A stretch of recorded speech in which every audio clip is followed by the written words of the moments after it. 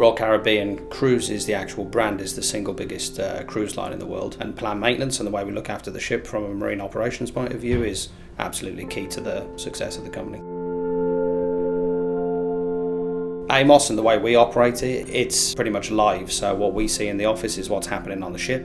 We have a lot of technical staff in the office that are there to support the ship, obviously. So it's kind of a collaborative platform, really, where you can see everything that's going on. It reaches out to other departments as well. So supply chain, that's a huge part of our business, obviously.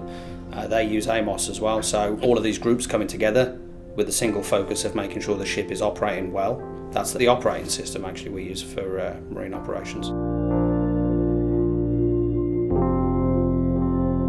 We employ, I think we're over 70,000 employees now. The vast majority of those are at sea. It could be Australia, it could be Alaska, we're going down to Antarctic, the Galapagos, they're in every single part of the world. So without something like AMOS there to act as one unified place where we can all do everything we need to operate those ships, then it would be almost impossible.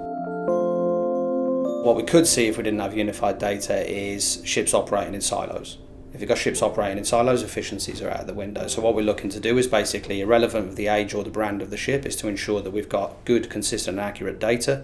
From there, we lead into good, consistent, standardised maintenance practices, which leads to safe operations. And it also leads to good purchasing efficiencies as well. We want to see what we're buying and have good visibility into the volume that we're buying. That allows us to increase our negotiating power with vendors. And then on top of that is stock management. If you saw our 49 vessels as one big floating warehouse, where we want to get to is having the connectivity to say, okay, we can share this inventory around the fleets where necessary, in emergency situations or otherwise. There's a lot of efficiencies to be gained there as well.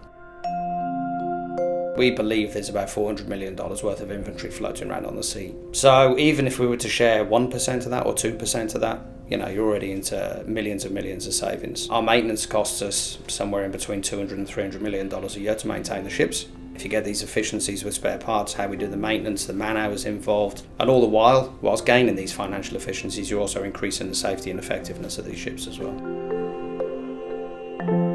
We can't control anything unless we can measure it, and until we've got good standardised data right across the fleet and we're operating all our brands as one combined fleet, we need to be able to see exactly how much of each item we're buying. We need to be able to go to vendors, we need to be able to plan for those, we need accurate financial forecasting, which without the data and without AMOS, you wouldn't be able to do.